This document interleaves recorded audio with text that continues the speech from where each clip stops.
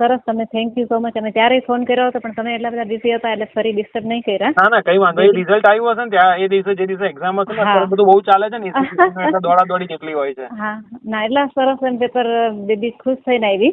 જે આખું વરસ પરેશાન હતી પણ તમે એટલું સરસ ગાઈડન્સ આપ્યું કે ખાલી 2 મહિનાનો તમે ટાઈમ આપ્યો પણ એટલું ખુશ થઈને એક્ઝામ આપવા પણ ગઈ અને આવીને ખુશ થઈને કીધું કે ના મારું પેપર બહુ સરસ ગયા છે બંને, સારું કર્યું એટલે કેમેસ્ટ્રી અને સારું. ફિઝિક્સ.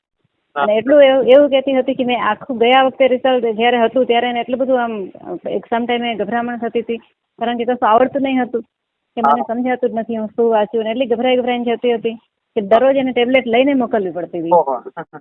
હા પણ તમે એટલું સરસ કરાવ્યું કે એ રેડી હતી એક્ઝામના 3-4 દિવસ અગાઉ કે ના હવે મને કોઈ ડર નથી, હું સારું જ કરીશ. અને ખરેખર સારું કરીને એ તો છે કે એટલા કોન્ફિડન્સ થી ગઈ એટલે જ એમને સંતોષ થઈ ગયો. ઓકે, ના સારું જ રિઝલ્ટ આવશે, કોઈ ચિંતા નહીં. સારું સારું, thank you so much. Okay okay ma'am, કઈ બી હોય ને એડમિશન નું તો મને પછી રિંગ કરજો, કોઈ વાંધો નહીં. સારું એવું હોય તો તમારે આ નંબર પર વોટ્સઅપ કરી દેવાનું, તો શું મારી ટીમ વાળા તમને કહી દેશે કે આ ટાઈમે કોલ કરજો, એટલે એ ટાઈમે તમે કોલ કરો ને તો હું જ રિસીવ કરીશ. ઓકે ઓકે, અને તમારો નંબર તો મેં સેવ કરેલો જ છે.